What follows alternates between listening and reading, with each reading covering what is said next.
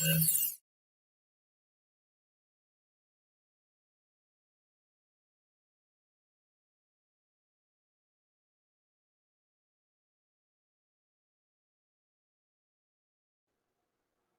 morning, everyone. Welcome to another ComCon Virtual 2021 day. So today is Tuesday. I guess a little bit of housekeeping first. Let me mute myself a bit more so I don't get distracted. So first off, thank you to all of our sponsors for helping make ComCon happen. So we've got our platinum sponsors: Subspace, Daily, Element, and Mux. Without them, this conference wouldn't have happened. The platinum sponsors are the sponsors that really come on first and essentially give us the funding to be able to go off and pay for video editing and everything else that's involved with running a conference. And then all of the other sponsors come in and help bolster everything. But really, the platinum ones are the ones that come in and say, yeah, the idea is great. We're happy to support you, and kind of gives us the recognition that yeah, what we're trying to do is going to work. So without the platinums, then it literally wouldn't happen. And then the fact that 3 of our platinums are essentially technical sponsors, AV partners as well, really shows how much they get into the whole ethos of what ComCon is. If you don't know what ComCon is, then you should go take a look at a video that went out yesterday morning. So we've also got our gold sponsors, Taloo, 100 milliseconds, and Dite.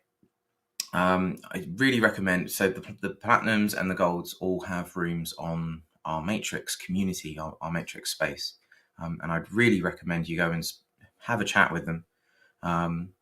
Even if you're not planning on buying anything, just go have a chat with them and see what they do and get to know them. And then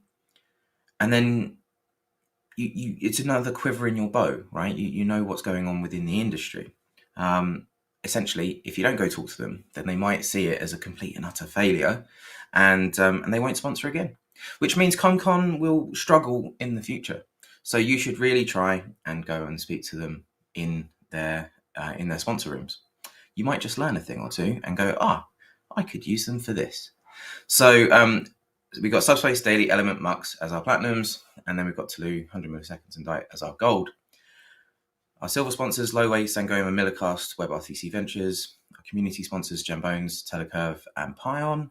And then we've got all of our AV partners that physically, literally make the conference happen. We've got PSP, Millercast, Broadcaster, Subspace, Element, Mux, and Me Echo. So I think that's enough of an introduction for today. Just a quick note to say we're doing lightning talks on Thursday and Friday. So everyone that wants to should be able to get a 5-minute slot to be able to talk about anything they want that's relevant to this industry. So if you're interested in that, then go over, email us at team@comcon.xyz, or come into the Matrix rooms and at me or at Marco or whoever, and say I want to do a lightning talk. So without further ado, let's get on to this morning's session. So we've got Ruchir from Ecosmob, and he's going to talk to us about building mobile apps with voice and video for the 5G connected world. So I'm going to pass you over to Ruchir, and then we'll be back for a bit of chit chat afterwards. So we'll see you in about 20 minutes or so.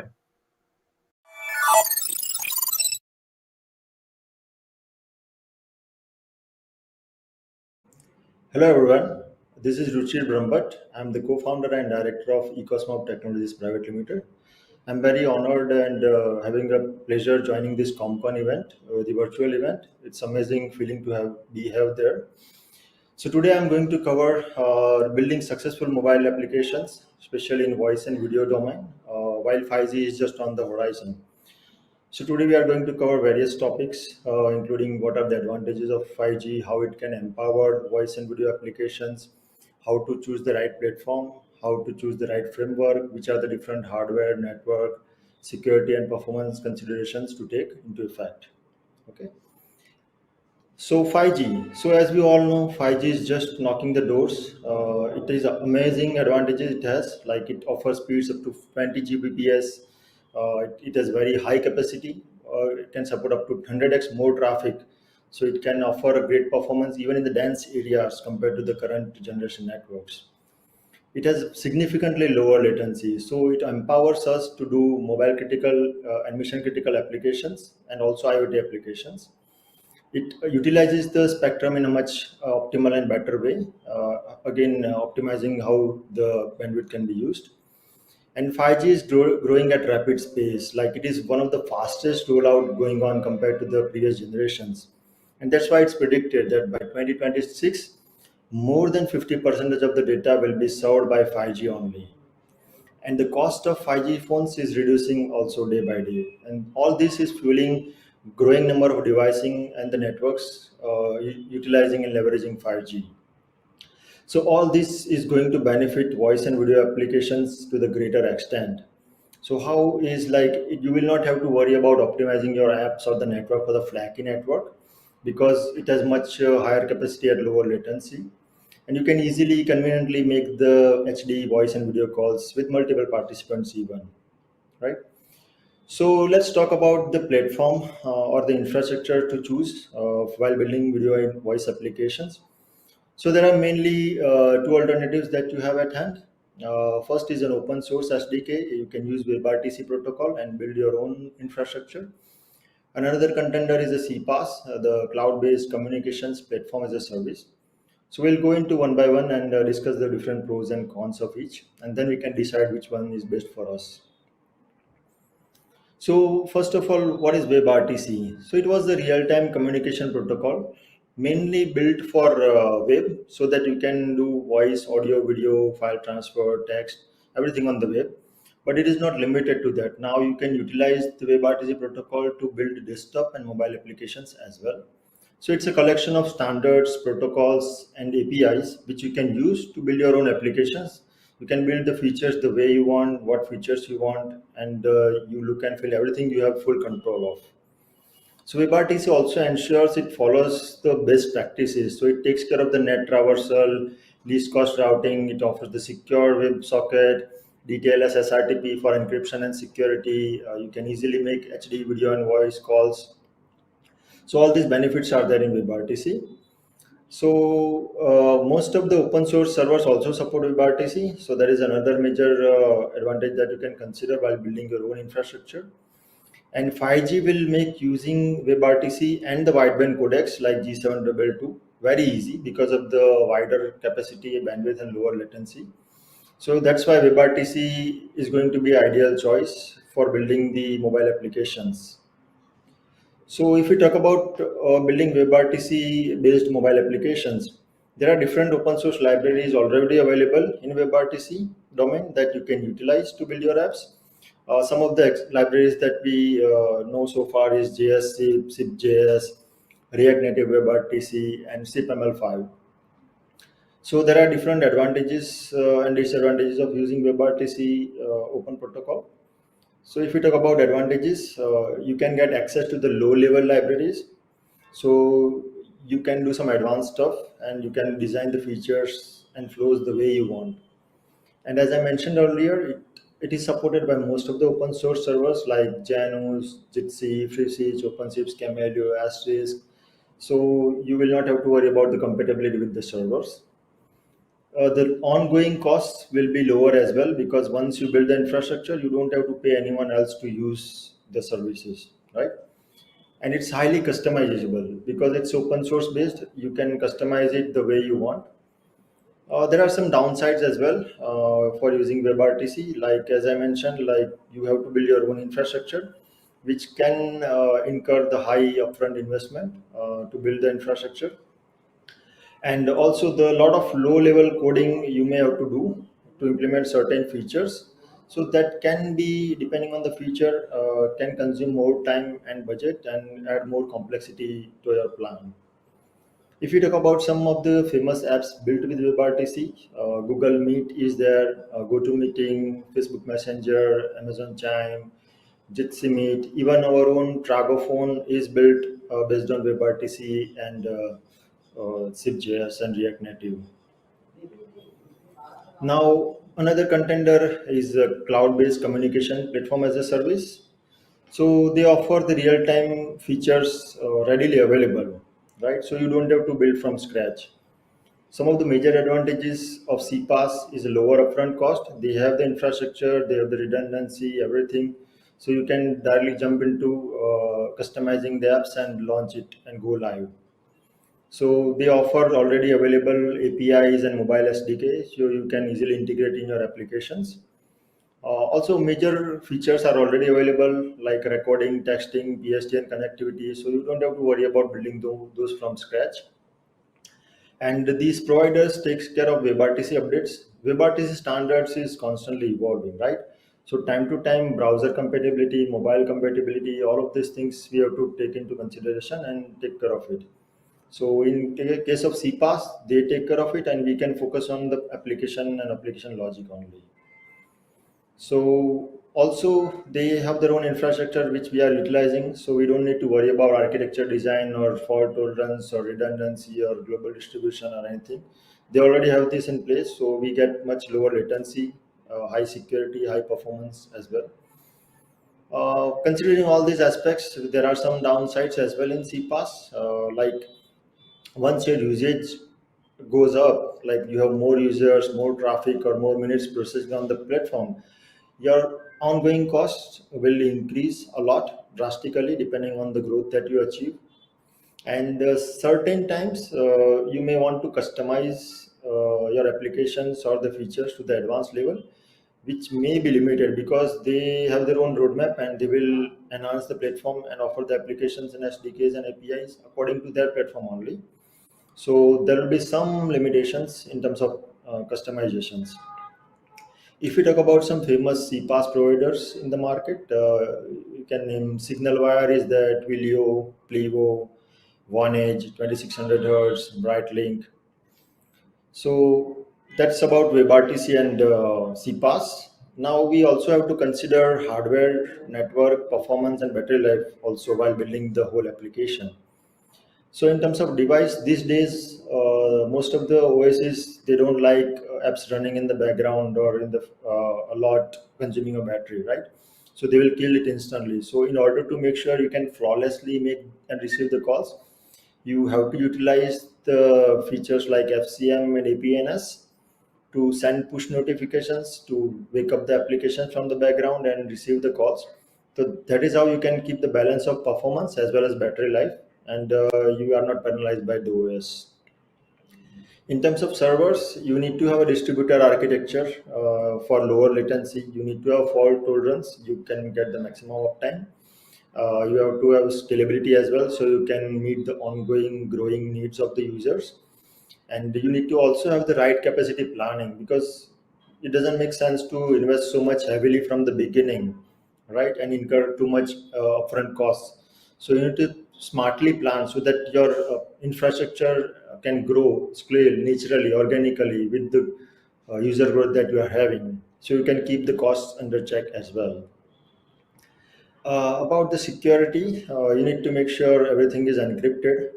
So in terms of signaling, WebRTC uses WSS, TLS to encrypt the signaling, and it uses the TLS, WSS, and DTLS SRTP for media to keep the signaling and media everything encrypted. So it is fairly secure and highly recommended. Now that was about the server infrastructure. Coming back to the application, you need to choose the right framework also. So mainly, we'll talk about the three options that we have, which are most widely used these days. There are many other options, but we'll not discuss those in detail today. So as we can see, we have native applications. That is the default that we have in Android and iOS. The Flutter framework by Google and React Native framework by Facebook. Okay, so first let's talk about native. So in native, we can build apps on Android and iOS. We can do programming in Java or Kotlin on Android, and iOS, it's a Objective C or Swift. So what are the advantages of native? So first and foremost, of course, the speed, because it's native, so you get real time speed from the device and platform that is supported.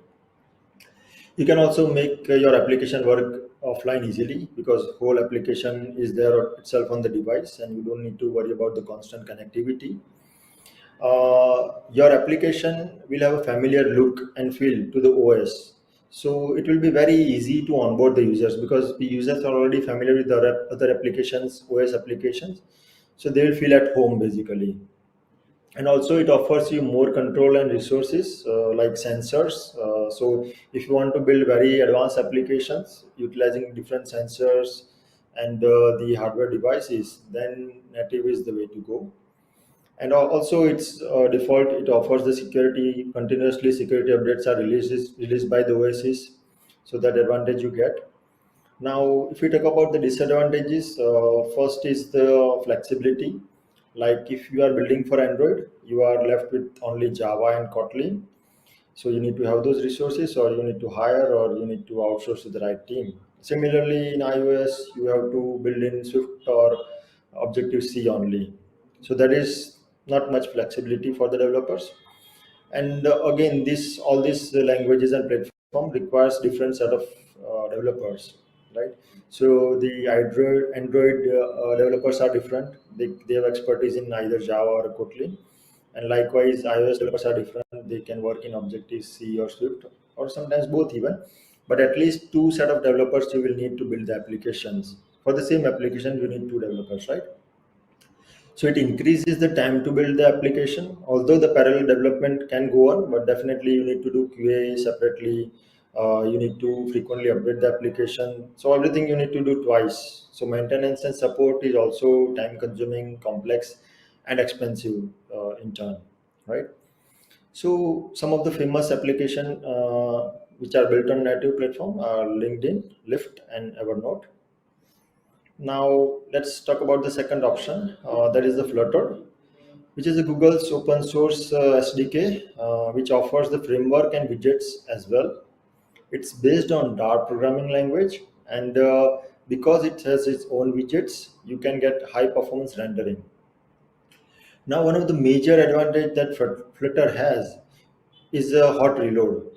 So basically, when you are building the application, when you are writing a code, developing a feature, you don't need to build the whole application and then test it. You can instantly do the hot reload for any changes, right? So that saves tremendous amount of time. So development speed increases drastically. And Flutter is a hybrid platform and the framework, so you can build the same application for Android and iOS. So you build only once and use twice, right? Likewise, majority of the QA for business logic can be done for the same application. That saves time for quality assurance as well. And as it offers faster development because of the above features, you can build MVP very easily and fast with Flutter. So it's an ideal candidate for MVP basically. And because of the high performance rendering engine, its performance is reasonably good compared to native. The design is also very flexible. You get lots of widgets, tools. You can even do native designs on Flutter by using the relevant libraries. Uh, Another interesting feature that Flutter has, it can offer the same look and feel on older devices also. So in terms of native, your application will look as per the device platform, OS, and the widgets that the device has. But in case of Flutter, you can make the application look same regardless of the device it is running on. Of course, you can customize it for Android and iOS separately, so you can have a near native look. But in the respective platform, you can make it look the same regardless of the OS version. So that is a major advantage that Flutter has. If you talk about the disadvantages, Flutter is relatively new, so the community is relatively smaller, and hence the libraries and support is also relatively limited. So you may run into certain challenges time to time while building the application on Flutter, and maybe you may be on your own at certain extreme cases. Also, the continuous integration support is limited. It's not supported by all the major CI/CD platforms. The app size at times can be higher compared to native. That is another disadvantage. And the another last disadvantage which we have to consider is Flutter framework and Dart language. Both of them are relatively new and very rapidly they are growing and evolving. So you need to keep up with the changes, and that's why the maintenance can be difficult at times. If you talk about the famous apps built on Flutter, the BMW, Nubank, Tencent, Google Assistant, and Square, all of them are built on Flutter. And the last contender that we have for the platform and the framework for mobile applications is React Native. So it's an open source framework by Facebook, and it's very widely adopted because it's been there since long time. Just like Flutter, it also offers the hot reload feature, making the development much faster. The React Native framework uses the native look and feel, so your application will look the same as native. So unlike Flutter, your app may look different on the different devices depending on the OS version and device, but it will be native to the device that it is running on. And the React Native, you can build code for multiple platforms, for Android, for iOS, for web also, and even desktop at times. Just like Flutter, you have faster development cycle, faster QA. It also offers reasonably well performance compared to native. And one of the key advantage that I see in Flutter, or the React Native rather, is to have the JavaScript requirement, right? So React Native is built on JavaScript, so you can easily convert the JavaScript developers to mobile developers. And using this leverage, the advantage, what you can do is all the way. So you can have the application built on React Native, the APIs on Node.js, and front end in React.js. So the single language for the whole infrastructure. So that can be very flexible, very time and cost efficient as well at times. Of course, you need to upskill your developers, but it is far easier than training on the new language and platform and technology. React Native has a large community because it's been there since a long time and a very rich ecosystem as well. So most of the libraries that you want may be readily available, and you may have to do very less custom code basically. So while offering so many advantages, there are certain disadvantages in React Native as well. So one is the compatibility. So although it works on most of the devices and the OSs, sometimes you may run into compatibility issues. And most of the libraries are available, but sometimes for complex requirements, you may want to build your custom modules, which can incur additional time and hence cost. And although most of the development can be done by React Native developers on any platform, but certain times for some specific requirements, you may still need the native developers for developing certain specific features. So that is one of the things to consider as well. So some of the famous apps built on React Native, Facebook, of course, Instagram and Shopify, Flipkart, Tesla, Skype even. So that's about React Native. Now, with all this information about the infrastructure, the devices, hardware, network, security, app platforms, how exactly you should choose the different options for your own requirements, right? So, in case you plan to use much more advanced hardware features and sensors, you are better off using the native platform because that is the best bet you have if you are having too many advanced features for your application. If you don't have lots of dependency on external libraries and most of the business logic and the code that you want to build that you are going to do on your own and there is no dependency, then Flutter is your best choice. And if you want large community support, readily available libraries, and faster support, then React Native is the best choice. Now, if you want to build MVP very quickly, if you want to go live or demonstrate for any purpose, then CPaaS is the best option because you readily get the APIs and SDK. You can just integrate and you don't have to worry about infrastructure and you can straightforward go live. So that is, of course, easy to go with. because of the low upfront cost. But there will be ongoing costs, as I mentioned earlier. So, in case ongoing costs are your concern, then definitely you need to consider open source and WebRTC.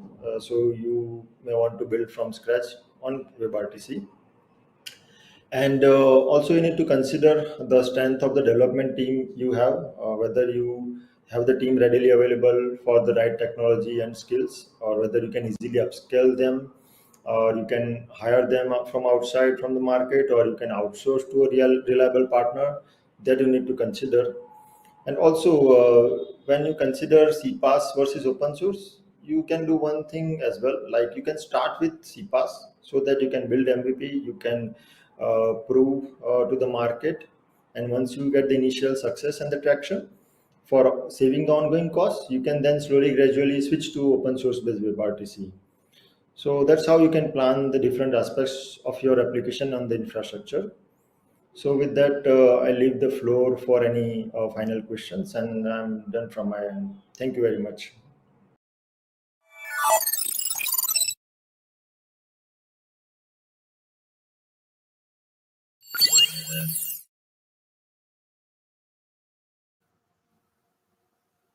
Thanks so much, Ruchir.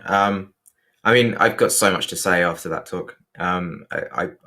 As people might know, Nimbleape, my company, we build a lot of native apps, especially soft phone apps, that do specifically WebRTC.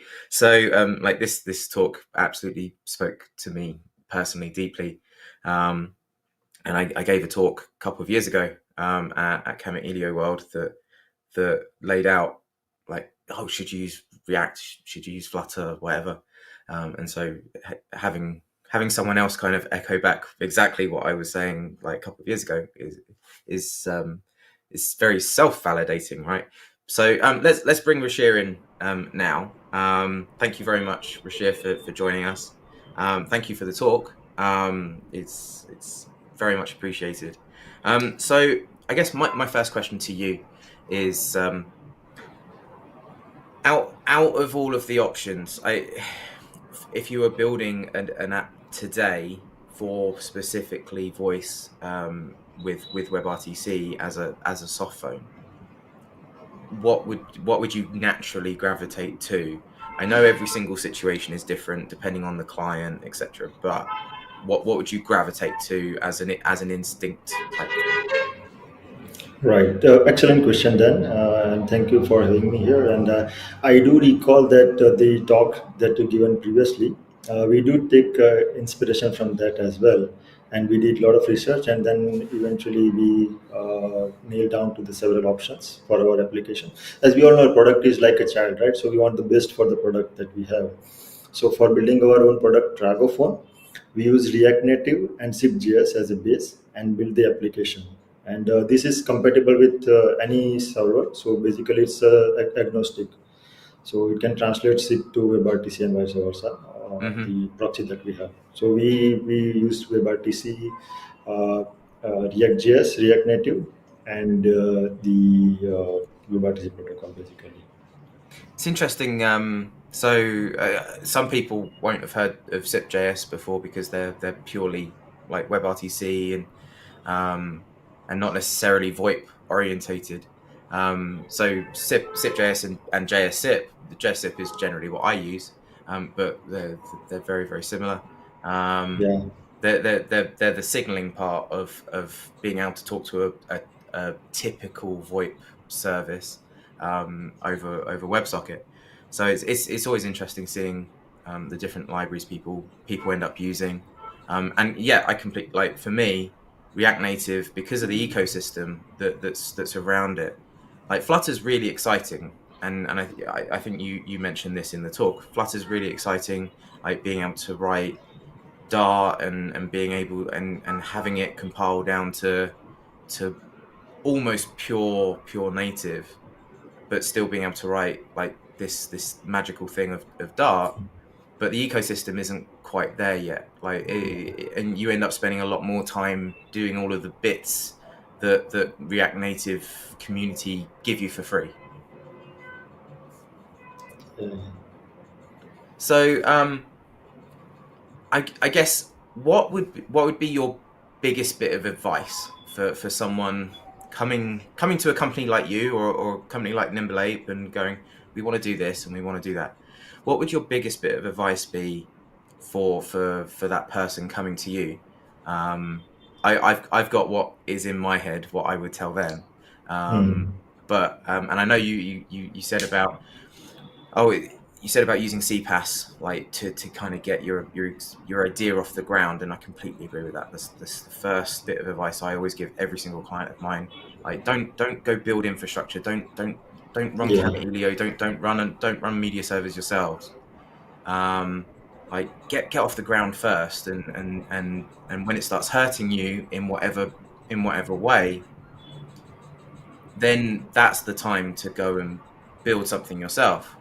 So as long as hopefully I haven't taken your answer away from you. What would your You what, actually what would your did. what would your answer be?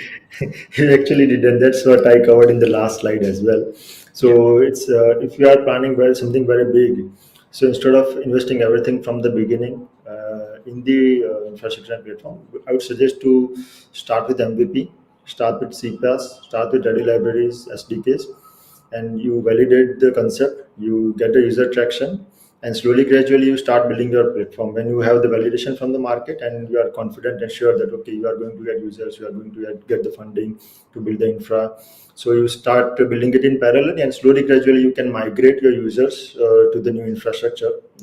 And we have done the similar thing for the other clients as well. They did migrate from the proprietary solutions to the solution which we built from them, the same with the same concept. So it's an easy path, and of course it's not painless totally, but it has its own practical challenges, so not a big deal, you can manage that. anything native is not a painless path. I'm sure we could talk Yeah. in depth on this. It's a part of life, yeah. It is. It is. Thank you so much for joining us. Thanks, And Dan. so, for everyone else, we'll be back in a minute for another session. So make sure, if you're watching on YouTube, to like and subscribe, because that is the only way that we get to do extra magical things in YouTube land. They are the YouTube rules. So we shall see everyone live in a minute. And if you're watching on demand, then just click on another video. Cheers.